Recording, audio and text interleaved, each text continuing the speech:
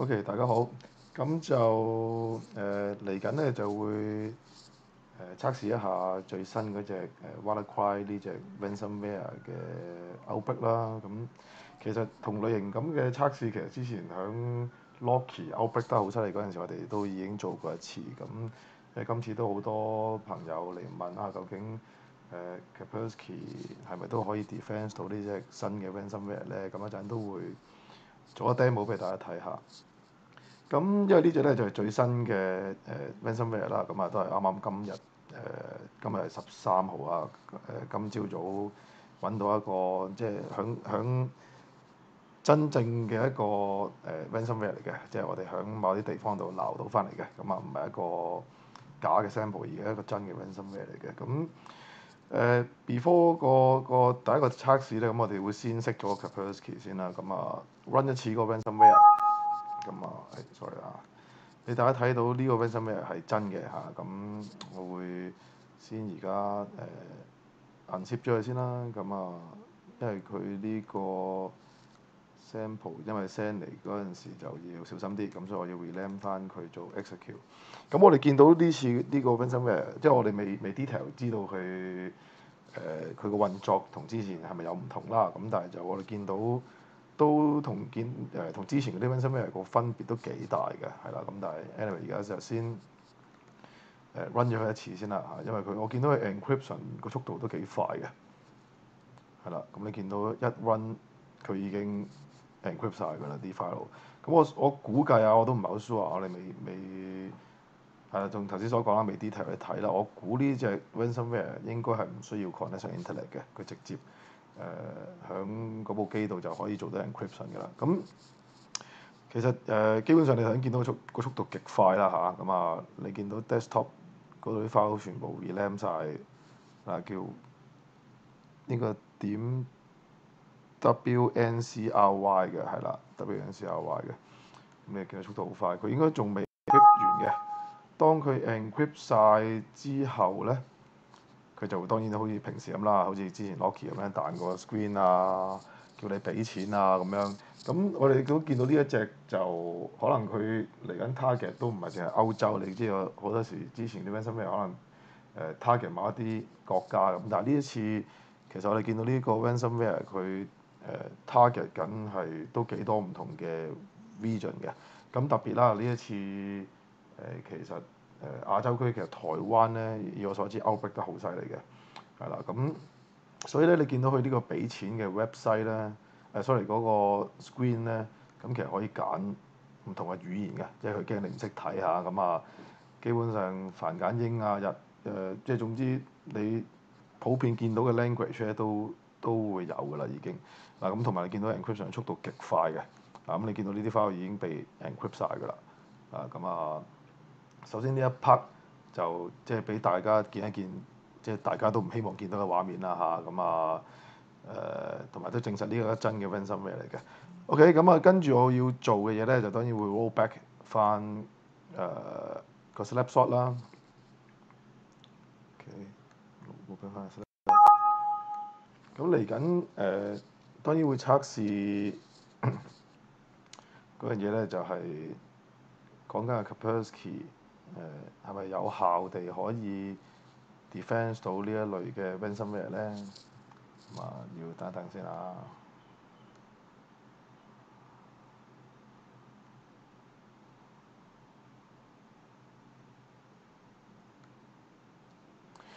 OK，咁啊已經做咗 rollback 啦。咁因為我哋呢次測試呢部機咧，咁我哋其實佢個 Kaspersky 裝咗喺度有一段時間㗎啦。咁所以有幾樣嘢要 go through 一次嘅就係你見到我哋個 database 咧，咁其實係專登冇 update 到嘅。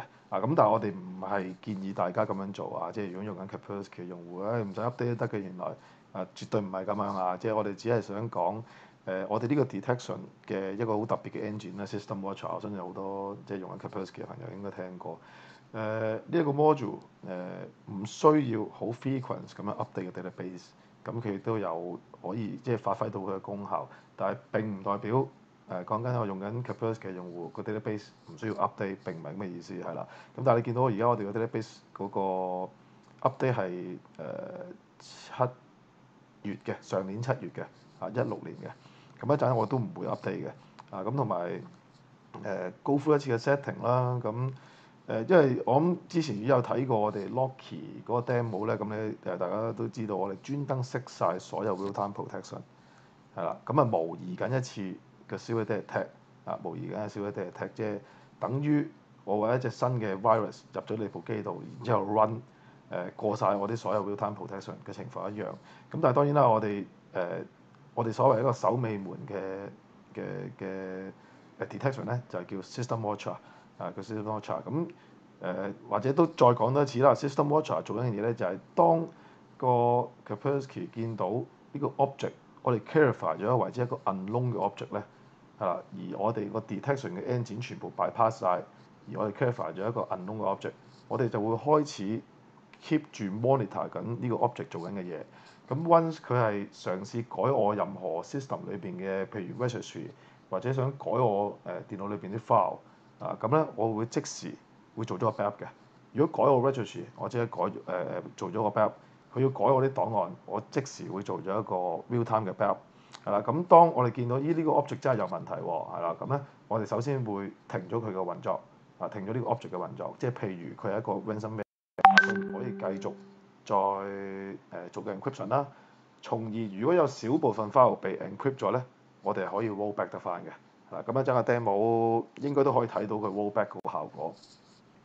OK，咁另外就都想講一樣嘢咧，係咪哇每次都要去到system watcher 咁去到咁守尾門呢一 part 咧？咁其實都唔係嘅嗱，因為我哋本身除咗一啲signature 嘅 detection 啦，heuristic 嘅 detection 啦，跟住另外咧，其實我哋都有個 KSN 嘅 engine 嘅。咁呢個 KSN 嘅 engine 咧，其實係一個好 powerful 嘅 engine 嚟㗎。咁裏邊有好多唔同嘅 application 嘅 reputation 啦，會有 white list 啦，有 bad list 啦。咁其實佢哋嗰個嘅 object 咧，其實如果講緊個 white list 嘅 object 已經講緊廿幾億個，咁bad list 都講緊幾億㗎啦，已經係啦。咁所以咧呢個都係一個好快可以令到啲 user 唔會咁容易被一啲新型嘅virus attack 嘅一個好特別嘅 module 嚟嘅。OK，咁但係因為我要測試一陣個 ransomware 係可以唔靠我哋任何嘅 real time detection engine 都可以defense 到，咁所以咧我就個 KSN 都熄埋啦，係啦，個 KSN 都熄埋佢。OK，咁就係啦，咁我照樣 run 一個頭先見到個 ransomware 啦，我都係用翻同一款嘅啫，係啦。OK，咁就我一樣 rename 翻叫 EXE 啦，execute 啦。嗱，咁大家睇下嗰個運作會係點樣？咁再睇多一次啦嚇，即係頭先我冇乜點樣再 go through。咁你見到個 real-time protection 全部 file antivirus 啊、mail 啊、web 啊、IM 啊、firewall 啊、level attack broadcast 啊，咁基本上全部熄晒。我淨係着咗個system watcher。咁重申一次，點解要咁樣做咧？就我要模擬一次我哋 detection engine 係揾唔到呢隻virus，即是等於我哋所謂嘅 zero day attack。係啦，咁響 zero day attack 嗰陣時，咁個 system watcher 喺度做緊啲乜嘢咧？咁一陣個 demo 就會睇得到啦。咁今次會應該會快啲，因為呢個 ransomware 我估佢因為唔需要出 internet 啦，咁所以佢個動作係好快嘅。咁我 double click 咗佢，佢開始會 run 啦。咁你見到佢有啲嘢已經唔同咗嘅，大家都應該都見到個桌面度有一啲 file 已經被 encrypt 咗啦。OK，咁究竟而家個 system watcher 做緊啲咩咧？其實咧，喺個 report 嗰度咧，其實都睇到嘅。呢個 system watcher 咁同埋你見到個 detection 係會比較慢嘅。其實點解咧？嗱，一般嘅防盜軟件我對 database 見到佢有問題，咁我哋就即時會 terminate 咗佢啦。咁個 system watcher 嗰個 detection 就有別於一般嘅real time protection 嘅。其實佢係頭先所講啦，我哋 monitor 緊呢一個 object 個運作究竟做緊啲乜嘢，係啦。咁其實佢已經喺個 system 上邊係已經運作緊，只不過我哋 keep 住 monitor 住佢，只要佢有問題，好似而家呢個畫面咁樣咧，其實佢已經 terminate 咗佢個動作，你見到佢已經冇繼續可以做到 encryption 㗎啦。OK，咁啊嗱，by default 佢就啲如果用緊 Kaspersky 嘅用戶，如果係用緊 Corporate 嘅版本咧，基本上佢唔會問個 user 嘅。咁啊，因為我而家 demo 嘅關係，咁我專登會彈個 screen 出嚟就知道啊，而家佢已經用個 System Watcher 你見到個 System Watcher 係detect 到呢一個 malware。OK，咁你見到有部分 file 已經被 encrypt 咗啦。咁啊，理論上咧就其實就 disinfect 跟住就做個 restart 嘅嚇。咁而家我就唔嘥太多時間啦。咁我就 do not run，do not run 嘅意思佢就唔係話唔做嘢，係啦，佢就其實佢會做嘅嘢咧就係佢照樣會 terminate 咗呢個ransomware 啦。咁從而佢就會嘗試做翻個 rollback 係啦。咁我就 click 咗呢個動作啦。OK，咁咧你一陣就會應該見到嗱，有啲嘢其實佢之前有啲 file 已經delete 咗某啲 object 啦，你見到跟住咧，好似我舉一個例子，譬如呢一個個 PDF 嗰啲document 嘅 file 我拉大少少先。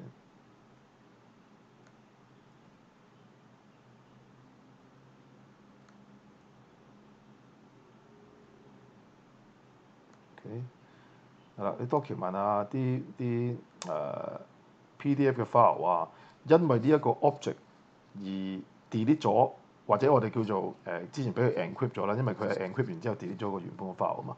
咁咧佢 delete 咗個 file 咧，我係可以即時喺呢度做翻 restore 嘅。咁所以你見到譬如有個呢個 file 啦，係啦，10個 benefit 呢一個 file，咁其實我喺個桌面度咧仍然有翻喺度嘅，你見到咁我當然會 demo 一次，我開得到啦。咁同埋你被 encrypt 咗個 file 咧，我哋仍然會 keep 咗喺度嘅，我哋唔會 delete 咗因為我哋唔會 delete 任何嘅 file 嘅，基本上係啦，我哋除咗會 delete 咗個 ransomware 個 object 之外咧，我哋唔會 delete 咗一啲唔關於一個 malware 嘅一個檔案嘅，咁所以就被 encrypt 咗嘅 file 咧，我哋仍然會 keep 咗響原本個位嗰度我哋唔會 delete 咗佢嘅。咁咧，但係我哋已經進行咗一個 rollback 進行咗個 rollback，咁你見到呢個 file 咧其實一樣嘅。只不過下邊嗰呢個咧就係被 encrypt 咗 that's why 你開唔到啦。咁成個System Watcher 個運作就係咁樣啦，係啦，即係呢個都係我哋叫做即係 Kaspersky 裏邊一個好 unique 嘅 features 啦。咁亦都係暫時即係業界裏邊係即係唯一可以做到呢個 function 嘅。咁即係再重申一次啦。咁如果用緊 Kaspersky 嘅用戶就千祈唔好話諗住揾個 ransomware 嚟試下，好似幾得意咁樣咯。因為首先就係呢個 ransomware 嘅測試咧，其實我哋係一個可以出到 internet，但係一個封閉，即係同個 intranet 要完全隔開咗一個空間嚟㗎。咁如果唔係，即係其實 ransomware 有個特性就係如果有其他嘅 path，佢只要有個 right 去到其他嘅 share folder，佢會有權去 encrypt 埋其他嘅 server 或者 share folder 裏邊啲檔案嘅。咁所以即係做個測試嗰陣時要極度之小心。